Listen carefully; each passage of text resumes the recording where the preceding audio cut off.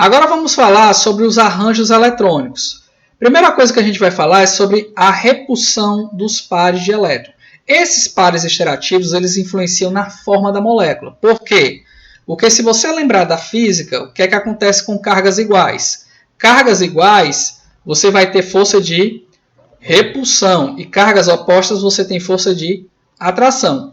E pares de elétron, eles vão ter cargas negativas. Então, os pares esterativos, eles mudam a forma da molécula, por quê? Porque eles vão se repelir um contra o outro. Seja os pares não ligados, sejam os pares da ligação sigma.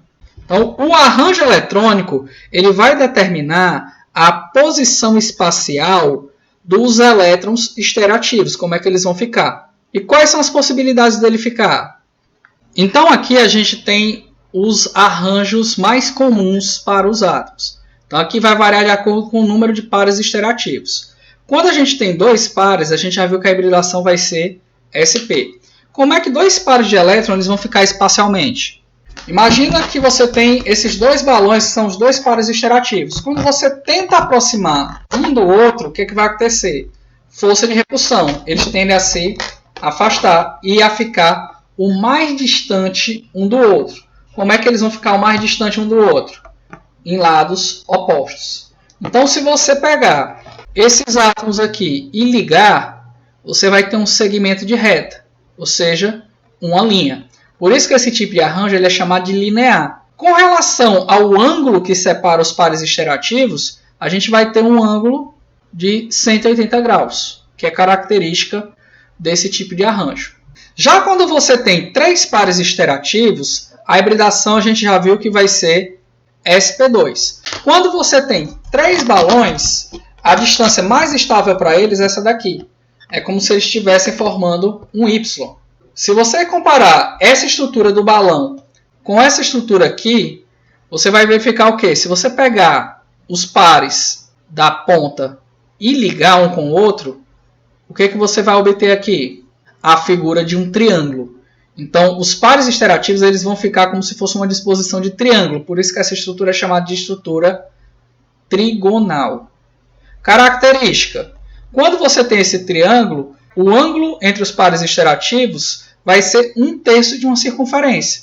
Como o ângulo de uma circunferência é 360 graus, o ângulo que separa esses pares vai ser de 120 graus, ou seja, 360 dividido por 3. Ah, professor, assim está muito fácil. Se eu tiver dois pares é linear, se eu tiver três pares é trigonal, se eu tiver 4 vai ser um quadrado, não é? Será? Vamos ver. Vamos pegar 4 balões para ver como é que eles ficam. Se você olhar para 4 balões, se você tentar formar o quadrado, não fica, certo? Vai ficar nessa estrutura aqui como se fosse um tripé e uma haste levantada. Se você reparar, os balões de baixo estão levemente angulados para baixo. Está percebendo?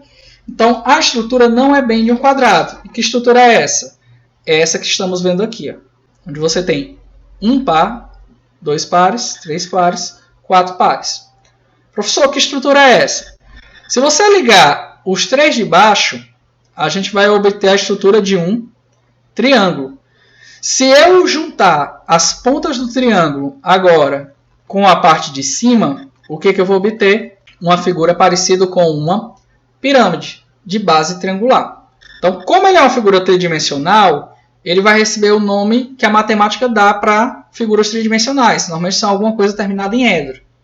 Alguma coisa o quê? Depende do número de faces. Se você verificar aqui o número de faces, você vai ver que tem uma face, 2 faces, a face que está atrás e a face que é a base, é o triângulo da base. Ou seja, a gente tem 4 faces.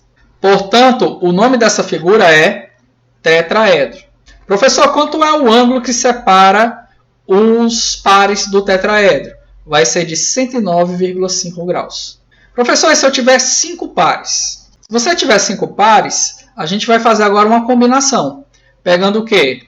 O arranjo linear com o arranjo trigonal. Porque o linear tem 2 e o trigonal tem 3. Se eu juntar os dois, vai ficar 5. Como é que fica?